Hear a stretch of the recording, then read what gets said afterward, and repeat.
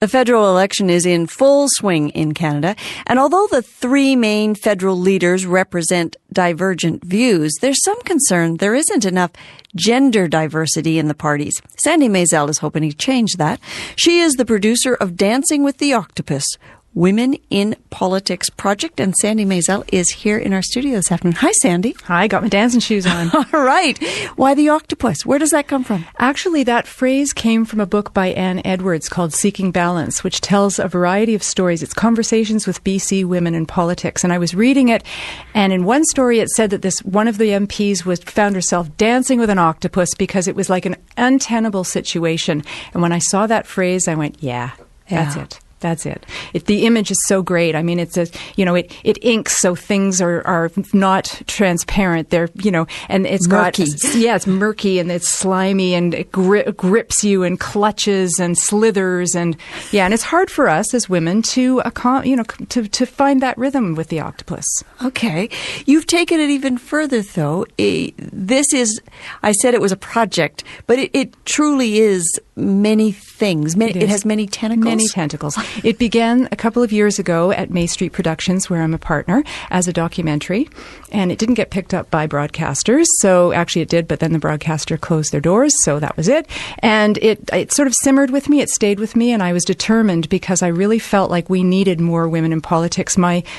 I got involved because I got angry about an issue, which is the reason why most women get involved in politics. Something incites them and they go, okay, can't sit by the sidelines. That's it. I'm doing it. So I decided not to run, but I decided to do a project. And so there are a variety of different delivery systems at the end of each tentacle. The project is non-partisan. So all parties, all stripes are welcome. Women with a viewpoint, with ideas. It's just kind of going to be a hub of stories and a place for women to come to get little snippets and gems of wisdom from women who've been in politics. I've been doing interviews for a couple of years, and I have a real, a beautiful store of those that aren't up yet. I'm going to be uploading every couple of weeks new things. And then, of course, the thing that really launched it was our 2 webisodes, that tentacle. That tentacle. So you have a website that sort of brings it all together, dancingwiththeoctopus.com. Right. So, I took a look at the 2 webisodes that are up. They're kind of comedic. There's a character, Fontana, lady politician. What's right. Katie? Caitlin Fontana, lady politician. Can you believe that's her real name? Wow. And so we have a couple of webisodes of her sort of looking at some of the questions and whatnot.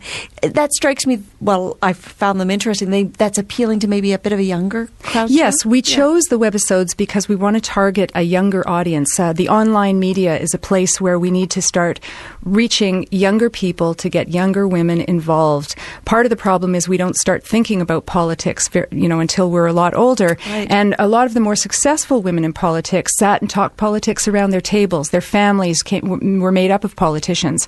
So the idea is to introduce this idea of becoming involved, becoming engaged, feeling like you don't need to know everything in the world about it. Nancy Peckford from Equal Voice, the national organization whose mandate is to get more women in politics, is on the website, and she says you don't have to be a rocket scientist. You just need to be committed to doing community service and serving your country and get involved. There's lots of support. That's another thing. Most women don't know how much support there is if you decide that you would like to have your voice heard. I actually attended the Women's Campaign School in Vancouver just to see what it was like. And it was wonderful. Many former and sitting politicians came, shared their stories, and made me weep, made me angry, made me cry, and I got very inspired to continue on with the project. How well do we as a country compare to other countries when it comes to having women's voices represented as elected members in our politics? Well, I'm talking federally now. We do much better on a municipal level, and as you know, we're really getting our numbers up there. We're getting our numbers up there. Better. We're getting better, especially in BC and Nunavut and the East Coast, Labrador, to have women leaders in provincial politics. But federally, we're 49th in the world. And in the webisodes, we also throw a few stats. Besides them being funny, we basically turn an idea or an obstacle that women face when entering politics upside down and play with it a little bit. Because you know what? The only way people are going to listen win is if we laugh and make them laugh. We don't want to be a bunch of whiners sitting around going, we need a voice, why aren't we there? We can't break into the old boys club. Well, people don't listen to that, and we know that. So using humor, using satire, having fun, and letting, like parables, letting people get it. So. Well, I one of the numbers that stuck with me, and I thought I kind of knew this, for every 5 guys in federal politics that are elected, 1 woman. Yeah. That's just not good enough. No, it's not good enough at all. And it'll be interesting to see what happens at the, after May 2nd. Things will shift, and the numbers hopefully will change for the better. The UN says 33% is the minimum amount you need to change a culture. So we're aiming for at least that. There are a lot of women running, but the key here is, parties may say, oh, we've got lots of women candidates running. The point is they have to be running in winnable ridings. Yeah. So it's not just lip service. So we shall see. We shall see. So a lot of women out there paying the price, is that what you're thinking? Yeah. How important is social media as part of attracting this younger demographic? I mean, the webisodes are available on YouTube, so I see you're using that. Do you think women have just young women have written this off as a career option, or a lot of them? I think a lot of them have disengaged, and I think that social media is one of the only ways of bringing them back in. There are, we can do apps, we can get even donations. They can contribute like $10 to the project. We'll set up a mobile app, things like that. We want to get a lot of involvement. There are places for lots of people to get involved. We've self-financed it.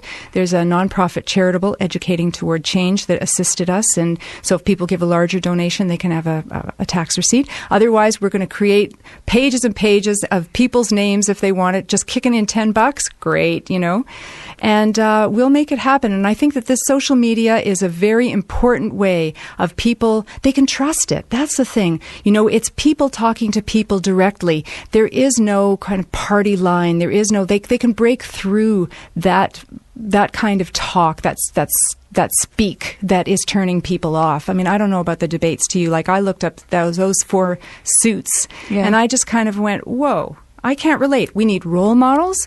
We need to see that we can be up there. We need to be able to, it has to be palpable. We have to taste it. And then our views.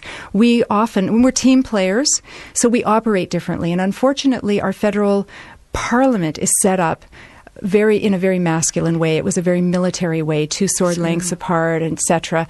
In fact, Pat Carney was one of the first, who changed who was allowed to fly across the country with them. She got that changed. It was supposed to only be a spouse, and she said, "Sorry, I'm a single mother, and if you can't bring my son, I'm not coming." And finally, she got it changed. Yeah. What's the reaction been, just in our last minute? Oh, it's been great. People are so excited. My emails are coming in fast and furious, and we've had over 250 hits in 2 days. So we're asking people to please Twitter, go to the YouTube, go to the website, because our goal is to get let's say, 1,000 hits by the end of the election. We'd like 600,000, but we'll see. You could settle for 1,000. Yeah, and when we'll do more webisodes, what we need is these numbers, and then we can go to funders or companies and show them that there's an audience, especially a young audience, and then we can make more. Sandy, thanks so much. Thanks. Best luck with this. Joanne. Sandy Mayzell is the producer of Dancing with the Octopus, Women in Politics, the project. And for more information on this project, go to the website. Everything that we've been talking about is there. So it's dancingwiththeoctopus.com. So dancingwiththeoctopus.com.